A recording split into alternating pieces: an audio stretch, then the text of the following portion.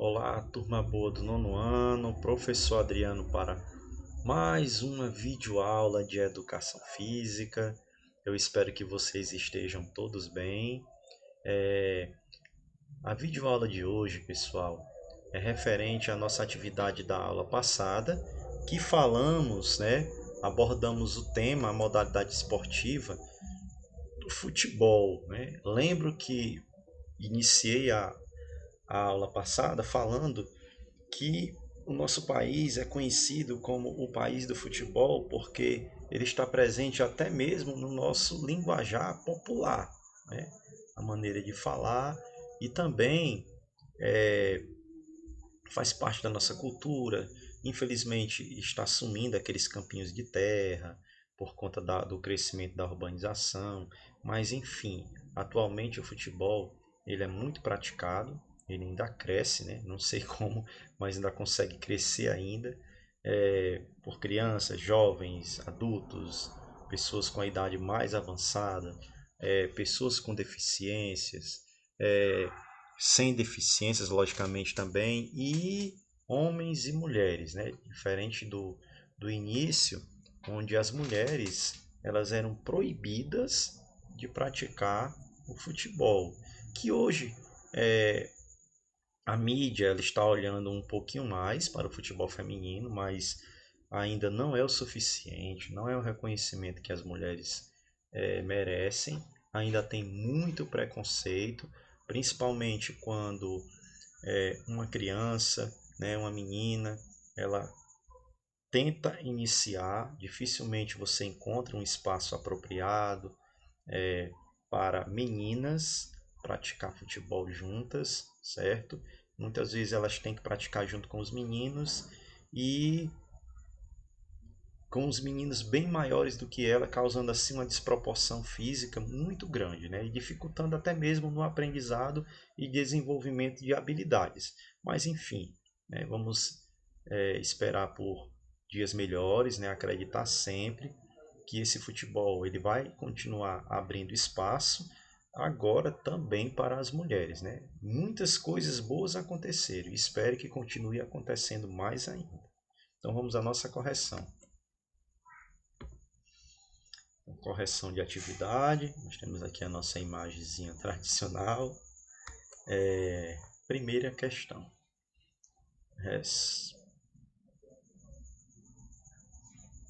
Só um minutinho, vamos voltar aqui. Responda corretamente. Quantas alterações podem ser feitas por um time, né, em um jogo oficial de futebol? Quando ele cita jogo oficial, porque no caso são as competições, e tem alguns amistosos. Esses amistosos geralmente entram em acordo, né? As equipes participantes, às vezes até 5, 10 ou toda a equipe, fica a critério. Mas num jogo oficial, certo?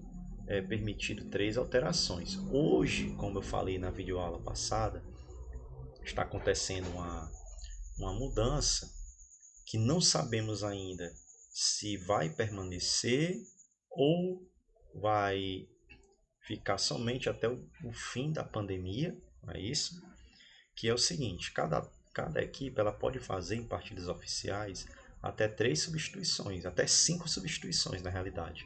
A regra diz que é 3, mas hoje adaptaram para 5 por conta do período de pandemia, o tempo que as equipes ficaram sem treinar, os atletas ficaram parados, e essas 5 alterações é para que no caso o jogo não caia, né, o ritmo não caia, jogadores não venham se machucar, se lesionar pelo desgaste físico e consequentemente, pessoal, ajudar a equipe no geral, né? Segunda questão, responda corretamente. O que é o escanteio, né, no futebol? Bem direto, é um tipo de cobrança que ocorre quando a bola é desviada pelo time da defesa para a linha de fundo. Nós temos as laterais do campo e temos as linhas de fundos, né, que é onde fica posicionado o gol. Se a bola, digamos que eu estou do meu lado, né, o lado do meu goleiro, a minha defesa, né, a bola tocou em mim e saiu pela minha linha de fundo, o que acontece é um escanteio. E se tocou em mim e saiu pela linha de fundo adversária, é um tiro de meta. Então, escanteio, né, dá para diferenciar. Terceira questão. Responda corretamente. Quantos jogadores são necessários em uma partida, né? No caso, para iniciar uma partida de futebol? É bastante interessante essa pergunta. No máximo 11, no mínimo 7, né? Aí alguém pode falar, professor, mas eu nunca vi uma partida de futebol iniciando apenas com 7 atletas, né? 7 jogadores. Mas a regra permite. Claro que a equipe que entra com menos de 11, ela já começa em desvantagem, né? Desvantagem numérica. E caso a equipe só tenha 6, não pode. E se ocorrer durante a partida, por exemplo, nós temos a equipe A, a equipe B, e a equipe A ela gerou uma discussão, uma briga, quase que toda a equipe, e o árbitro foi lá, expulsou, no caso, expulsou 2 atletas, certo, dessa equipe, e a equipe, consequentemente, ela ficou só com 9 jogadores. E veio mais um e reclamou. E a equipe ficou somente com 8 jogadores. Continuou o jogo.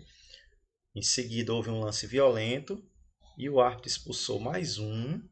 E essa equipe permanece com 7 jogadores. A regra diz que permite no mínimo 7.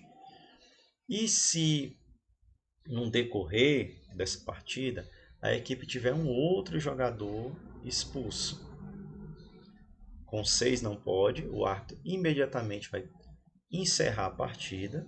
Se esse jogo já estiver acontecido 75% do tempo, né, já tivesse sido jogado, a partida